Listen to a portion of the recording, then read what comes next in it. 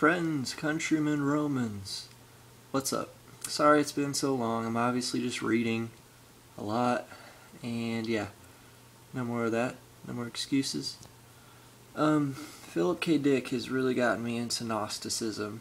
I'm not like converting to Christianity or anything, but he's showing me true Christianity, and he was revealed it in 1974. During his crazy experience, he went into some other realm, talked to what he thought was Jesus, saw bright and shining colors, was given many insights into the true essence of Jesus' story. And pretty much confirms everything that we're not supposed to know. So yeah, the exegesis is not just some author rambling. The exegesis is going to be in the history books as a point of evolution, a turning point in evolution.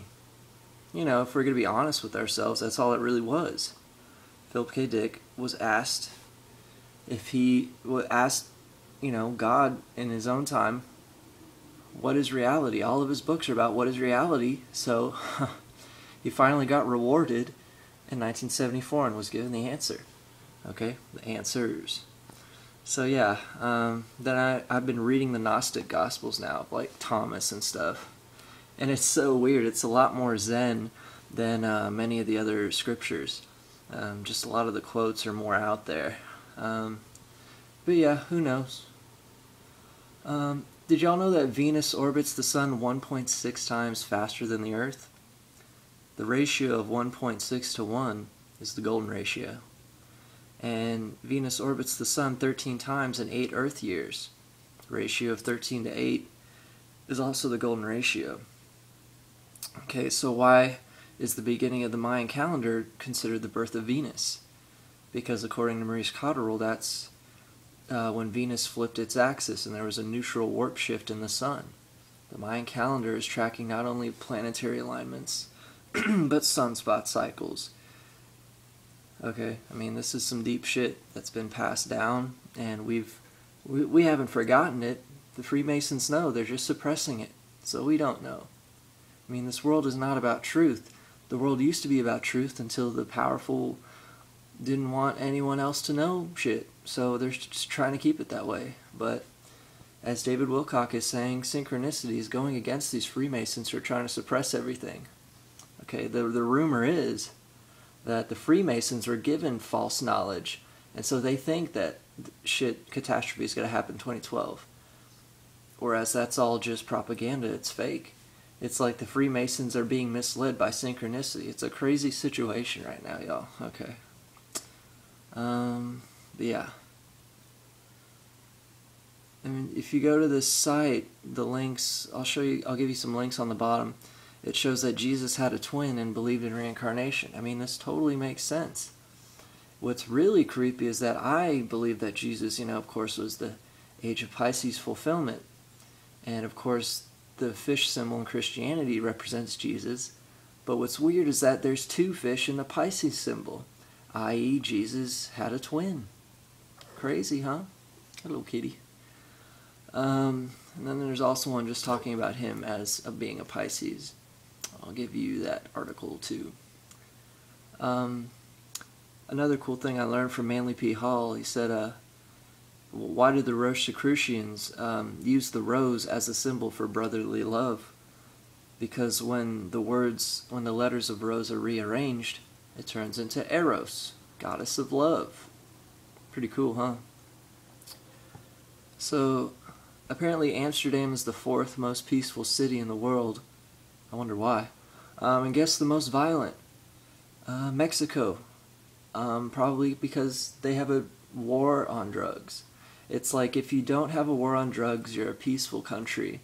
And the ones who do, who enforce it down our throats, turns out they're the most violent. How about y'all just fucking actually care about the citizens for once instead of your pockets and make it legal so we don't have to keep killing each other?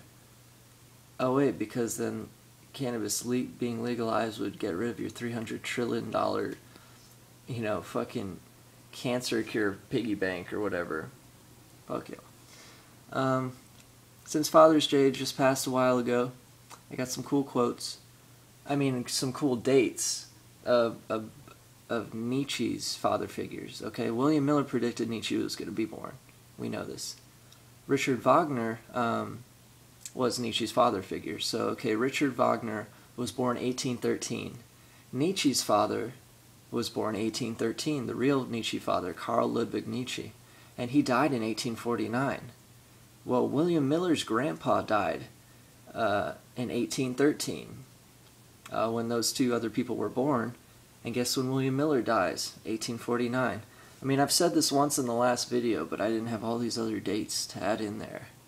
Like, all these dates are just pointing to I don't know, them helping each other out. Nietzsche once said, if one does not have a good father, then he should go acquire one. And it's kind of perfect because he didn't know his real dad, so he could say shit like that. Kind of like me. Kind of like Emerson, kind of like Tupac. Okay? But yeah. And for those of you who hate it when I keep mentioning Nietzsche, I don't care, because if you keep hating that I mention him, you obviously don't read him enough. I mean, I just want to clear up a few things. Nietzsche did not hate Jesus. He hated Christianity. Nietzsche was not a nihilist.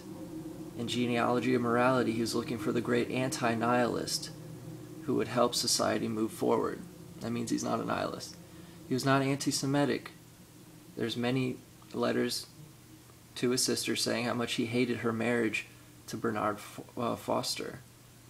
The motherfucker committed suicide anyway. What a weak bastard. And yeah, just all these misconceptions, get out of your mind. Then just read Nietzsche with a clean slate in your head. And then, you know, it's just like in Buddhism, you gotta empty your cup before you can fill it. And by the way, I lost this book and I bought it again used. Zen Speaks. The fucking best book on Zen in comic book form. You could still find a couple used copies, but I just bought it again, read it in a day. I feel enlightened.